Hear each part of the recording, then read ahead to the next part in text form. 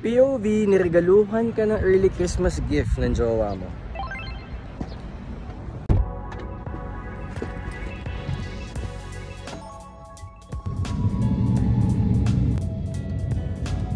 Babe, ganda na itong bag na binigay mo. Saan mo binili to? Ang dami niya pwedeng ilagay as in. Babe, look, andito lahat.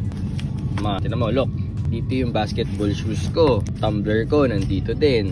Dito rin yung jacket ko. Dito rin yung iPad ko. So, actually, gusto ko din yung papayong. Ang ganda ng payong nila. Nandito rin yung knee sleeve ko. Hindi yung additional bag ko. Tapos, babe, look. Meron ding extra pockets. So, sa pocket na to, nilagay ko yung pang-vlog ko. Tsaka pabango. Dito naman nilagay ko yung inhaler ko, AirPods. Nandito din card holder ko. Then babe, waterproof na rin pala siya. No? Kanina rin kasi medyo umuulan. Then yun, kala ko di siya matutuyo agad. Parang hindi nabasa. Galing. Anyway, yun lang naman babe. Thank you so much for the early Christmas gift. Sobrang sweet mo talaga. I love you. Kiss kita mamaya ha.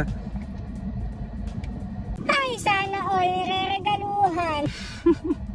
Pwede talaga siya sa lahat. Pwede siya sa father mo, sa brother mo, not just sa boyfriend mo. Very practical gift na siya at the same time. Siya yung gift na pinag-isipan talaga. Yung gift na magagamit mo even after Christmas. Yung hindi matatambak. Yung kahit nasa vacation, pwede pa rin siyang gamitin. Even sa work. Kaya naman, add to cart mo na yan. For sure, hindi ka niya iiwan. Kasi pwede ka pa niyang ilagay sa loob.